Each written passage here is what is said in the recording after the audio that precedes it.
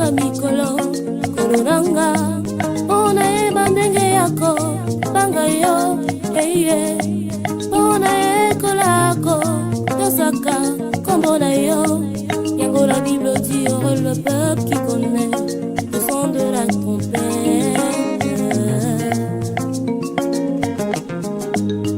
Lakisanga ndinga kotanga mikolo kolonanga ona ebandenge yako banga yo eye ona ekolako tosaka kombo na yo yango la Bible dit heureux le peuple qui connaît le son de la trompette.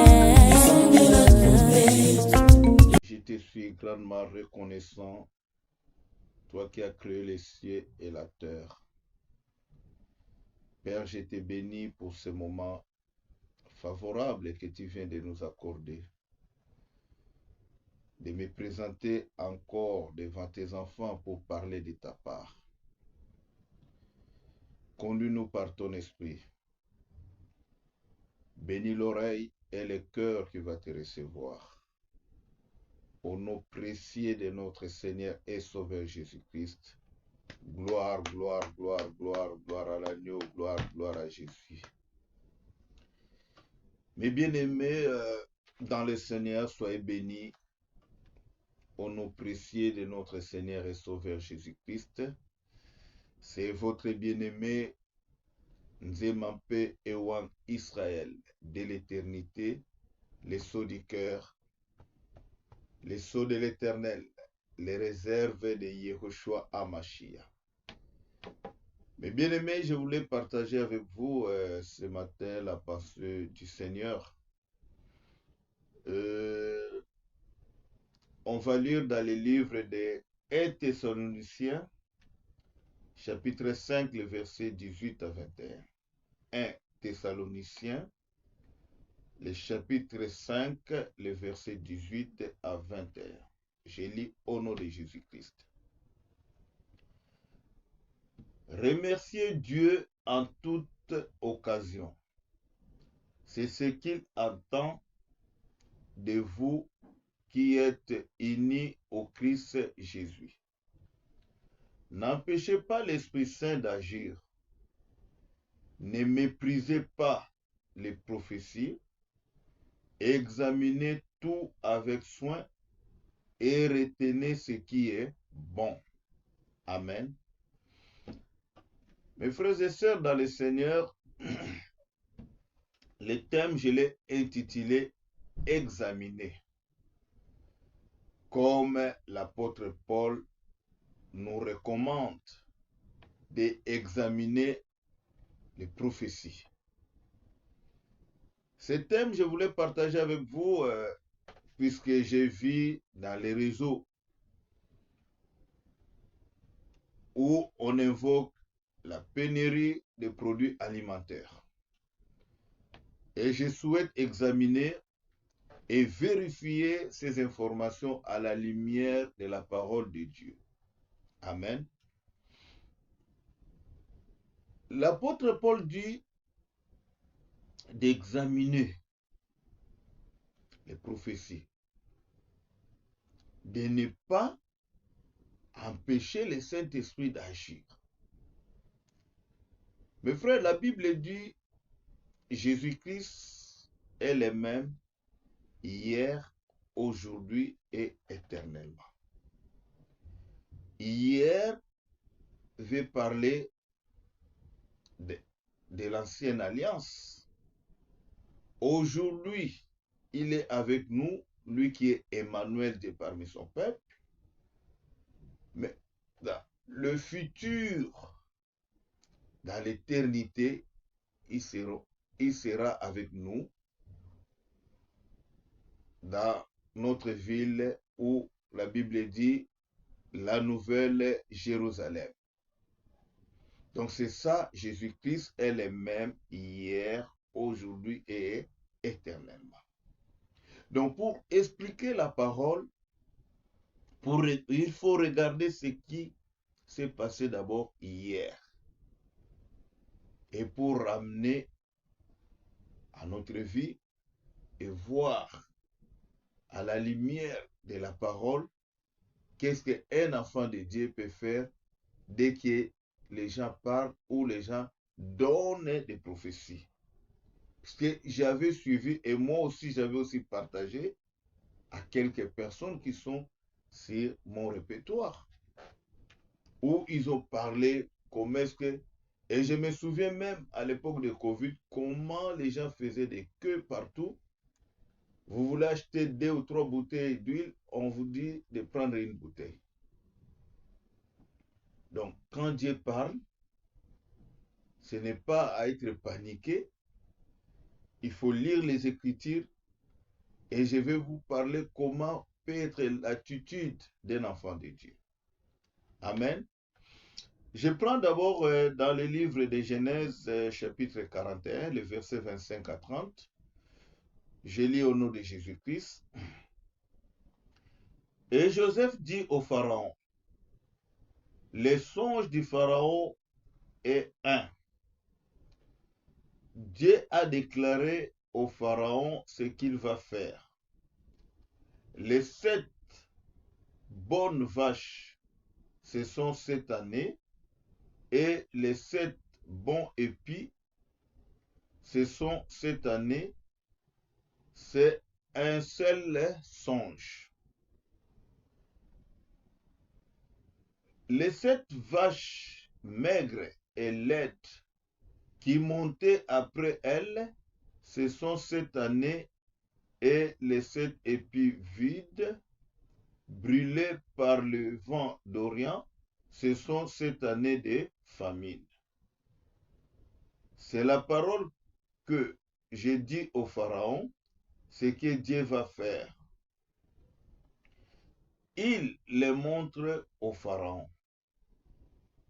Voici, cette année de grande abondance vient dans tous les pays d'Égypte. Et les 7 années de famine s'élèveront après elles, et toute l'abondance sera oubliée dans les pays d'Égypte, et la famine consumera le pays. Amen. Ici, la Bible parle des songes que Pharaon avait. Pharaon a eu des songes la nuit. Il s'est réveillé le matin. Il a appelé les sages de l'Égypte pour interpréter ce que lui avait vu la nuit. Mais ils étaient incapables pour interpréter les songes de Pharaon. Et c'était l'occasion même qu'on a fait sortir Joseph de la prison. Et Joseph a donné l'explication à Pharaon. Il a dit les 2 songes expliquent la même chose. C'est la même explication. C'est une seule explication pour ces 2 songes. Il a dit, il y aura 7 ans d'abondance. Et après ces 7 ans d'abondance, il y aura aussi 7 ans de famine. Mais il a donné même la solution à Pharaon. Il a dit, on doit construire des dépôts. Pour mettre tout ce que nous allons récolter pendant les 7 ans d'abondance, afin que quand la sécheresse viendra, quand la famine viendra, on peut utiliser tout ce que nous on a stocké. Donc, à l'époque de Joseph, il a eu la famine. N'oubliez pas qu'Abraham aussi, à son époque, il était parti en Égypte, puisqu'il avait quoi? La famine. Et dans cette occasion, quand Joseph a été vendu par ses frères, quand il a interprété les songes de Pharaon, ses frères sont venus en Égypte pour acheter des choses, pour acheter à manger, pour acheter le bleu en Égypte. Et c'était aussi l'occasion que Joseph avait rencontré ses frères et toute sa famille est venue en Égypte pour habiter avec Joseph, voire même son père qui était Jacob. Je vais prendre le deuxième témoin dans la Bible toujours. Dans le livre de Ruth, chapitre 1, le verset 1. Je lis au nom de Jésus. À l'époque des juges, il y a eu une famine dans le pays. Un homme de Bethléem de Juda partit avec sa femme et ses 2 fils s'installer dans le pays de Moab. Ici, on parle de Elimelech, était parti dans le pays de Moab. Lui et sa femme Naomi, ainsi que ses 2 fils, puisqu'il y avait la famine ou en Israël.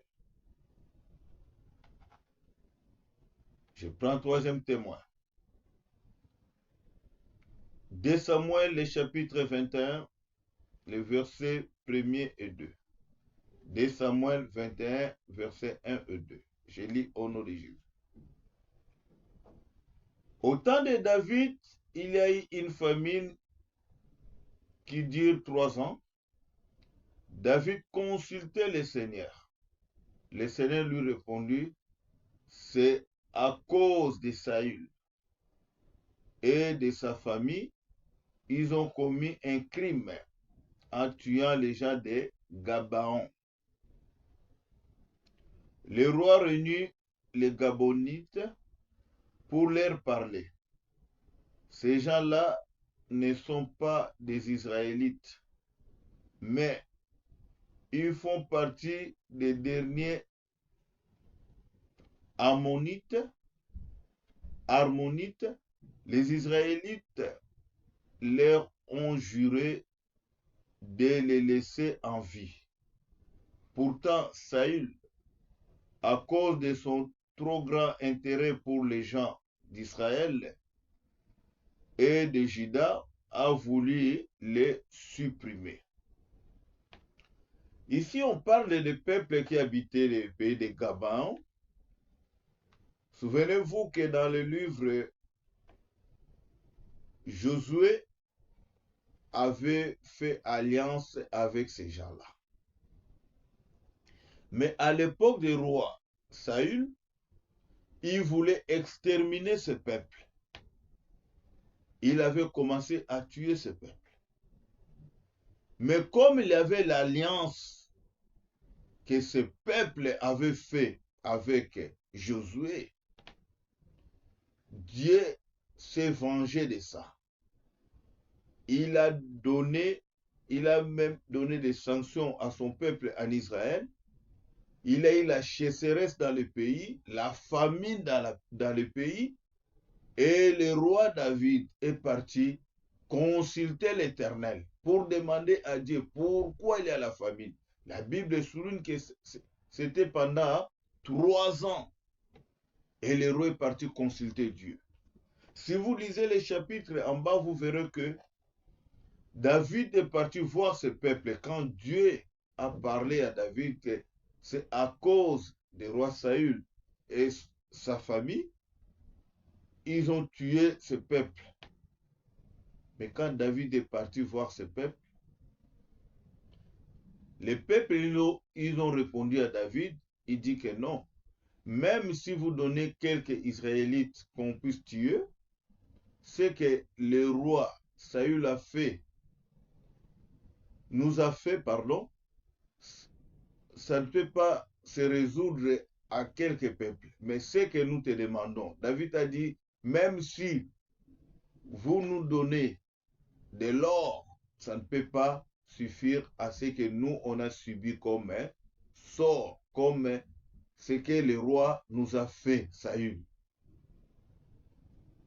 Vous allez voir qu'en bas, ils ont demandé à David que David puisse donner 7 personnes de la famille de Saül et puisse pendre ce peuple-là pour calmer leur colère.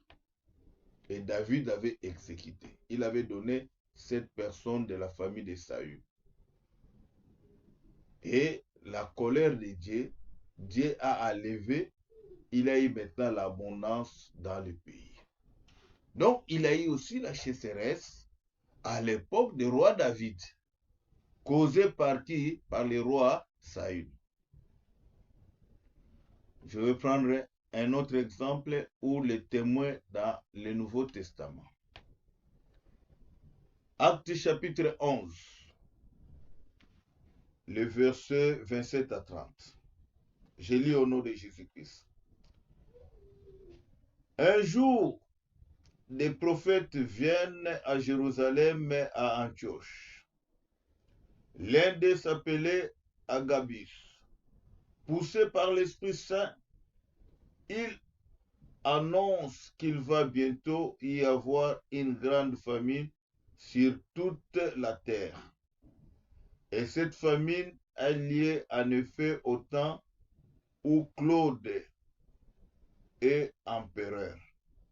Alors les disciples décidaient, ceci, chacun va donner ce qu'il peut pour qu'on l'envoie aux croyants qui habitaient en Judée.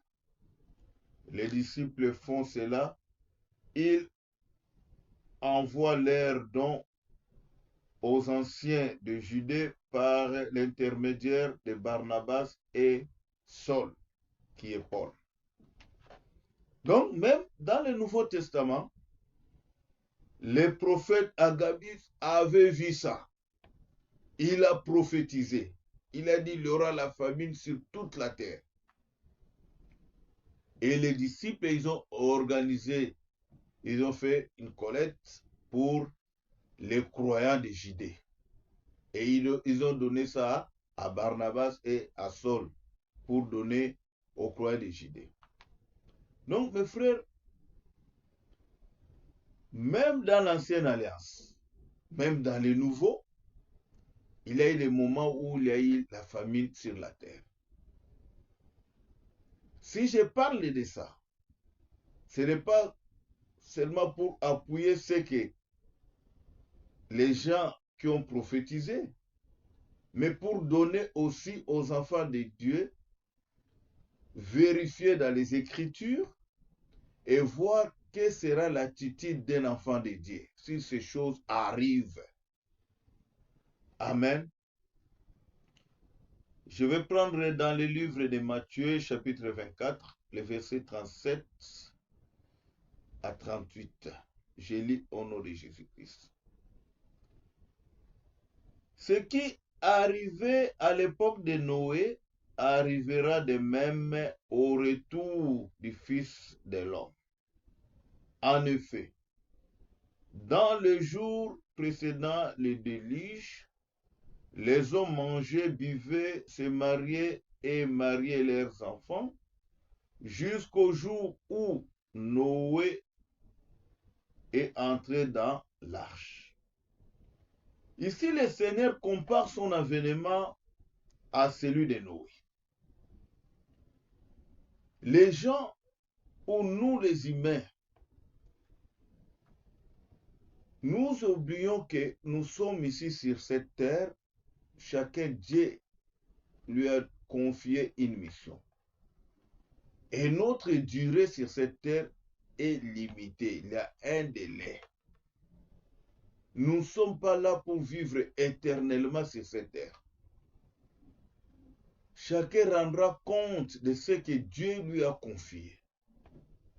Et il y a des moments comme ça, Dieu envoie, Dieu se manifeste, Dieu bouge pour que nous prenions aussi conscience, que nous puissions savoir que non, notre vie, comment nous devons nous comporter sur cette terre. Dieu a envoyé aussi des familles. Il y a eu des familles, des sécheresses. Nous venons de lire, j'ai pris que quelques exemples dans l'ancienne alliance et j'ai pris aussi un exemple dans les nouveaux. Et le Seigneur compare son avènement avant son retour à l'époque de Noé, où les gens avaient oublié. Quand Noé criait, disait aux gens, venez, on va construire l'arche puisque le Seigneur va envoyer la pluie. La pluie va attaquer Donc, il y aura des dégâts, il y aura des problèmes, il y aura des choses, il y aura la mort. Mais les gens ont fermé leurs oreilles. Ils ne voulaient pas entendre Noé. Ils croyaient que Noé était devenu fou. Mais Noé était en train d'interpeller les gens. Noé était en train d'avertir, que les gens puissent prendre conscience. Mais les gens avaient négligé. Vous voyez ça. Ecclésiaste chapitre 3, les versets 14 à 15. Je lis au nom de Jésus-Christ. J'ai compris que tout ce que Dieu fait existe pour toujours. Il n'y a rien à ajouter ni rien à retrancher. Dieu agit comme cela afin que les êtres humains reconnaissent son autorité. Ce qui arrive maintenant, comme ce qui arrivera plus tard, c'est déjà produit dans le passé. Dieu fait que les événements se répètent. Ça, c'est Ecclésiaste qui nous dit. Dieu fait que les éléments se répètent. Mais quelle sera l'attitude d'un enfant de Dieu? La première des choses, même si on prophétise, même s'il y aura quelque chose que doit faire un enfant de Dieu, d'abord il faut prier. Pourquoi prier? Parce que la solution, c'est dans la prière. C'est la prière qui peut modifier les choses. C'est la prière qui peut changer. C'est la prière qui donne la solution. Je vais prendre d'abord Marc, ce que le Seigneur a dit dans le livre de Marc. Marc chapitre 11, le verset 24. Je lis au nom de Jésus. C'est pourquoi je vous dis, tout ce que vous demandez dans la prière, croyez que vous l'avez reçu et cela vous sera donné. Tout ce que vous demanderez dans la prière, croyez que vous l'avez déjà reçu et vous sera accordé. Dieu va vous l'accorder. Je vais prendre un témoin de la prière. 2 Rois chapitre 20, le verset 1er à 5. Donc 2 Rois 20, le verset 1 à 5. Je lis au nom de Jésus. À cette époque, le roi Ézéchias fut atteint d'une maladie mortelle. Le prophète Ésaïe, fils d'Amon, vint le voir et lui dit, voici ce que le Seigneur déclare. Mets de l'ordre dans tes affaires, car tu vas mourir. Tu ne survivras pas à ta maladie. Ézéchias, le roi, était malade. Dieu envoie son serviteur. Le prophète Ésaïe est parti voir Ézéchias. Il a dit, tu ne vivras pas. Mets de l'ordre dans tes affaires. Si tu as préparé un successeur, mets tout. Prépare-toi puisque tu vas partir. Mes frères, ainsi dit l'Éternel. Le prophète est venu prononcer, a dit à Ézéchias, tu vas mourir. Regardez la suite. Ézéchias se retourna contre le mur et il adressa au Seigneur cette prière. Ah Seigneur, souviens-toi, je te prie, que je me suis conduit envers toi avec loyauté et avec un cœur sans partage. Ce qui est bien à tes yeux, je l'ai fait. Puis Ézéchias pleura et versa d'abondantes larmes. Ézéchias a rappelé à Dieu. Il dit, je me suis bien conduit devant toi. J'ai fait ce que toi tu voulais. Et il a commencé à pleurer. Souvenez-vous, je vous ai dit, Dieu se souvient toujours des justes. La Bible dit la prière des justes a une grande efficacité. Quand Ézéchias a commencé à pleurer, Dieu a vu ses larmes. Dieu a regardé les bienfaits d'Ézéchias. Dieu a vu comment est-ce qu'Ézéchias marchait devant l'Éternel. Écoutez la réponse. Cependant, Ésaïe n'était pas encore sorti de la cour du milieu quand la parole du Seigneur lui fut adressée. Retournez auprès d'Ézéchias, le chef de mon peuple, et tu lui diras, voici ce que déclare le Seigneur, le Dieu de ton ancêtre David.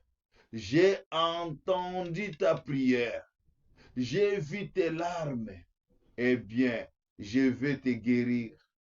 Dans 3 jours, tu pourras de nouveau te rendre à la maison du Seigneur. Tu pourras de nouveau te rendre à la maison du Seigneur. Donc Dieu a exaucé la prière d'Ézéchias.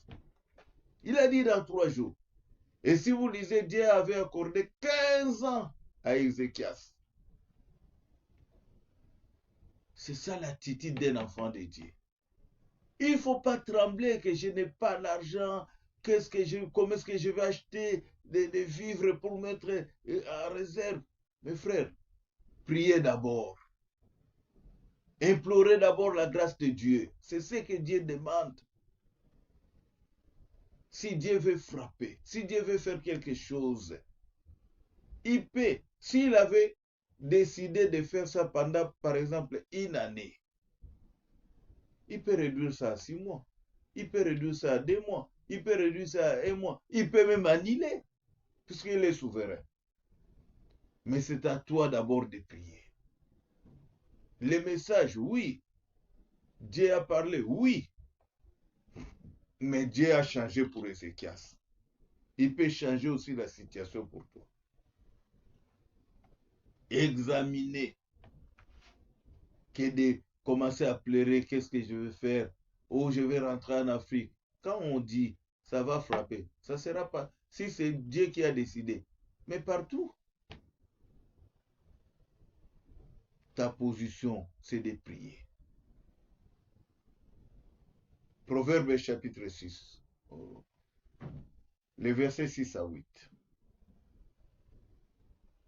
Je lis au nom de Jésus.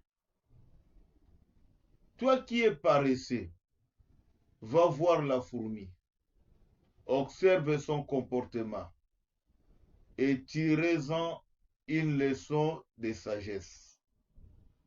La fourmi n'a ni surveillant, ni contremaître, ni patron.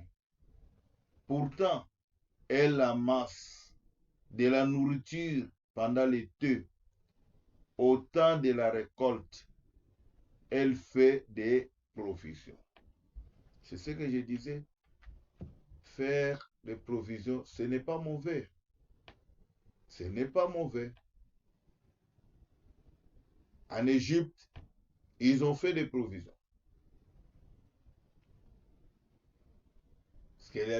J'ai vu des commentaires quand j'ai suivi les vidéos que nos frères là, ils ont mis sur les réseaux pour parler de la pénurie des alimentaires.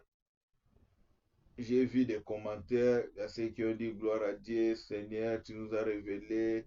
Je sais qu'il y a ceux aussi qui étaient contre, non, ce n'est pas vrai, des choses comme ça. Mais nous, enfants de Dieu, la Bible dit d'examiner. C'est ce qu'on est en train de faire avec vous. D'examiner. Est-ce que ça s'est produit auparavant? Oui. Est-ce que ça peut arriver aussi? Oui. Est-ce que Dieu peut enlever ça? Oui. Est-ce que Dieu peut réduire la durée? Oui. C'est biblique. La sécheresse a frappé plusieurs fois d'Israël. Quand Élie a fermé le ciel, il y avait quoi? La chasseresse.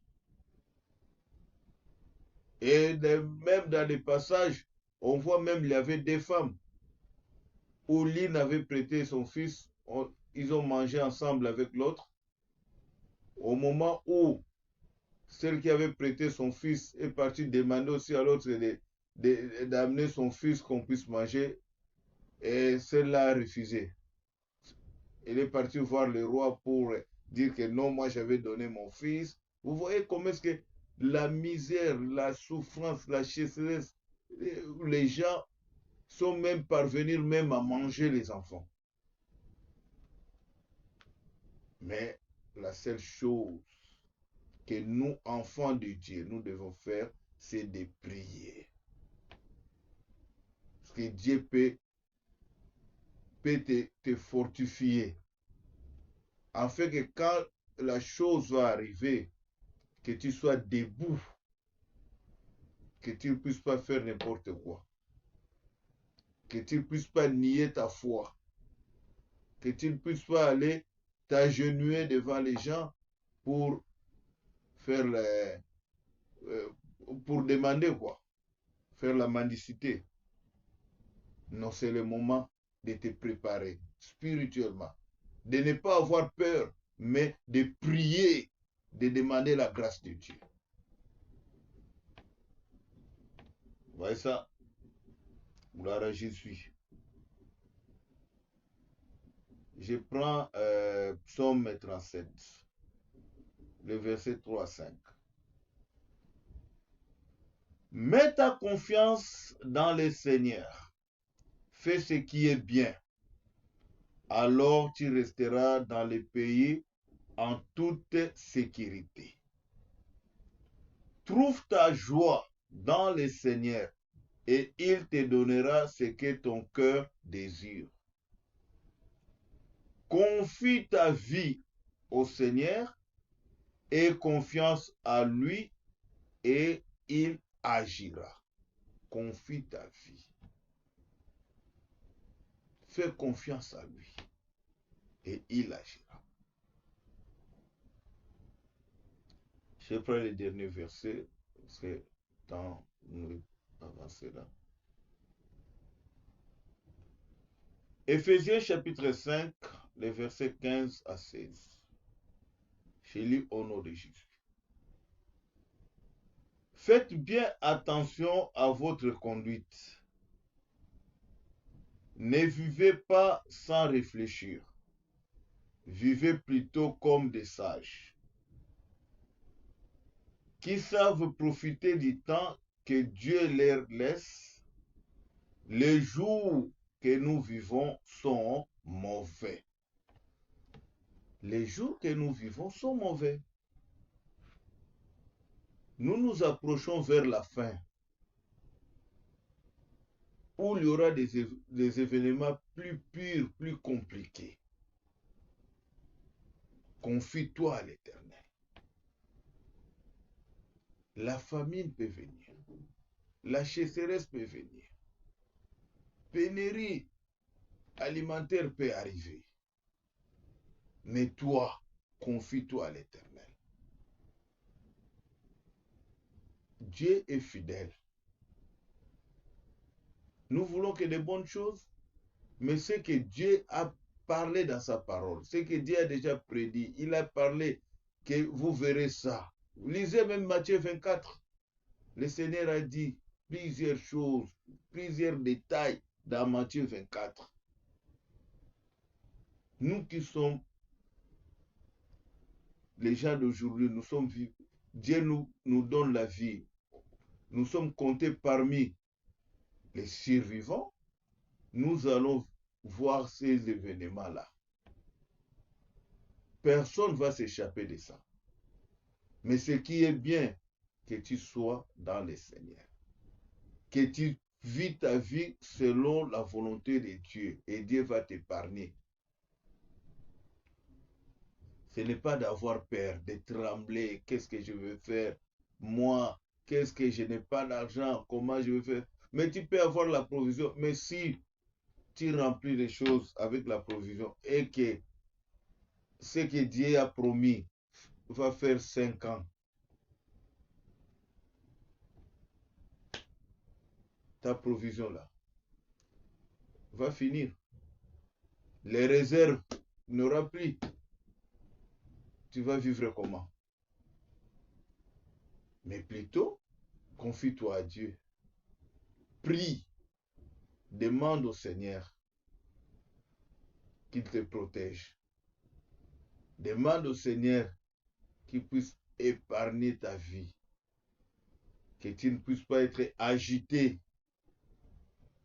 Vous voyez ça. Mais bien aimé, c'est ce que je voulais partager avec vous.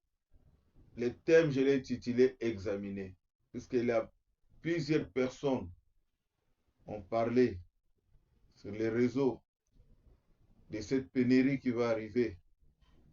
Mais toi et moi, enfants de Dieu, notre attitude, c'est de prier. C'est demander la grâce de Dieu afin que le Seigneur puisse agir. Amen.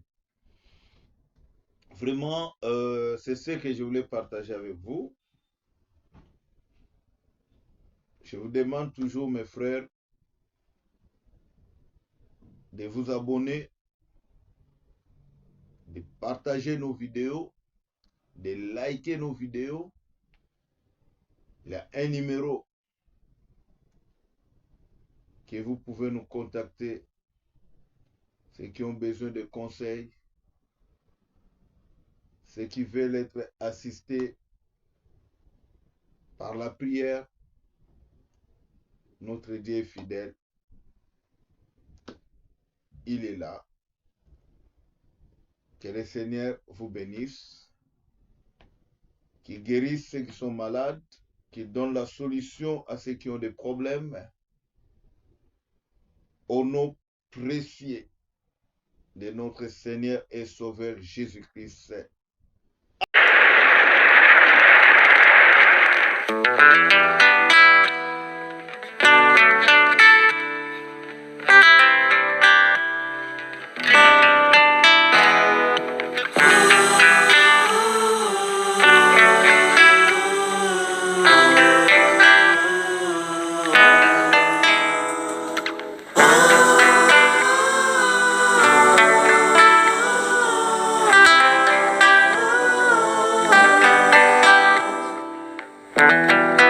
Comment toutes les prophéties de la Bible s'accomplissent sous nos yeux, annonçant la venue du Seigneur Jésus-Christ. Oh, bientôt s'ouvriront le cieux, bientôt s'ouvriront le cieux. Combien de temps pensez-vous nous reste encore, mes frères? Il est plus tard que vous ne le pensez. Oui, le Seigneur revient bientôt.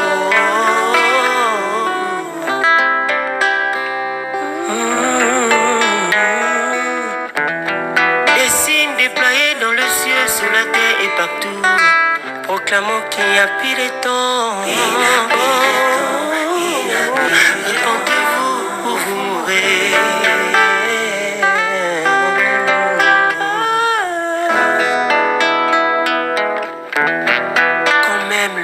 Dire paix et sûreté, un signe nous montre que les détresses sont très imminentes.